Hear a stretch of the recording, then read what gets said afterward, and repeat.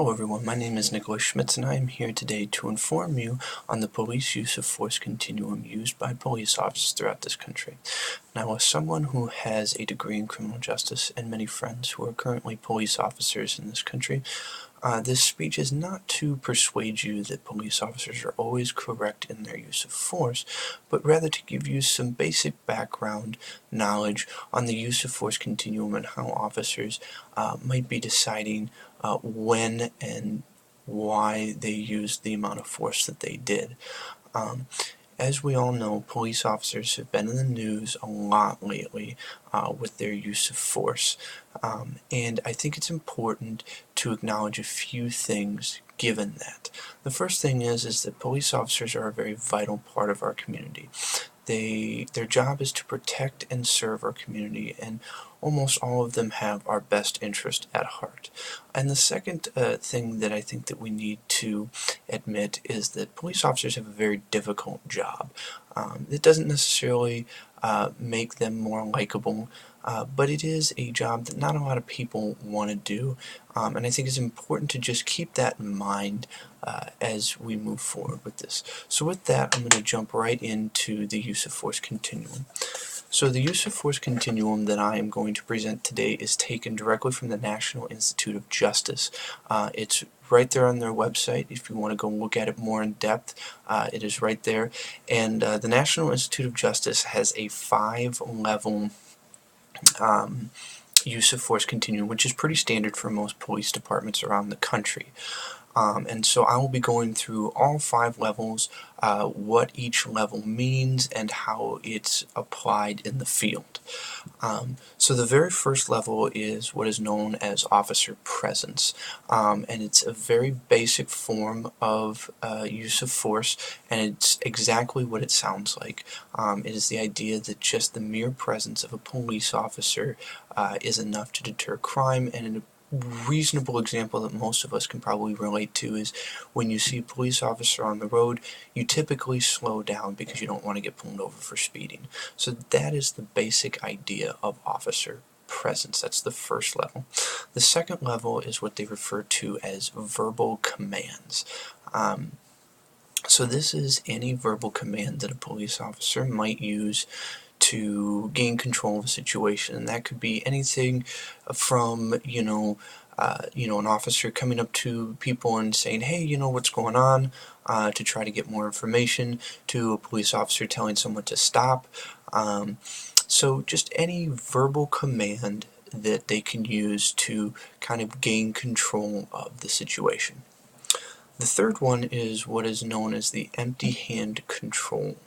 And this is a more aggressive form on the use of force, and it is anything from a grab to a hold, and even to punches and kicks if necessary. These are used when an officer maybe feels that verbal commands aren't necessarily getting the point across. And they're used to keep the officer safe, keep those around the situation safe, and are actually very commonly used for those that police are dealing with who may be trying to hurt themselves, in order to prevent them from hurting themselves. So that's the third step, intermediate. The fourth step is what is called less than lethal methods on the use of force continuum, and that can range from anywhere from the use of a baton, which quite honestly aren't used all that much anymore, to pepper spray, and even a taser. And so these are used when an officer feels like he maybe doesn't want to fully approach the subject because he doesn't feel that it would be safe to, or that maybe he is trying to contain a situation where there's a lot of innocent people around, and feels that that might be the best way to control the situation. And the last level on the use of force continuum is the deadly force, and that is the officer's use of their handgun.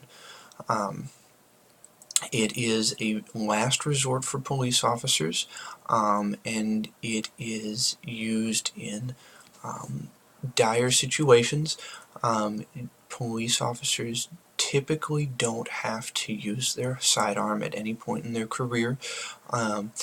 It is known that less than 12% of officers at any point in their career ever have to draw their firearm.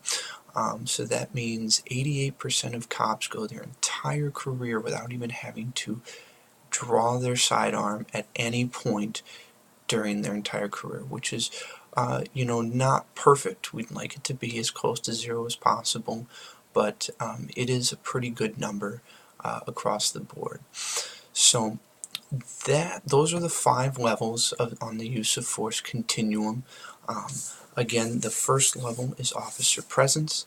The second level are verbal commands. The third one is the empty hand control. The fourth one is less than lethal, and then finally the lethal use of force. So with that, thank you for listening, and I hope this has given you maybe a better understanding of how police officers decide what level of force to use when they interact with people. And I look forward to learning about whatever you guys have decided to present, and I look forward to viewing those videos very soon. Thank you.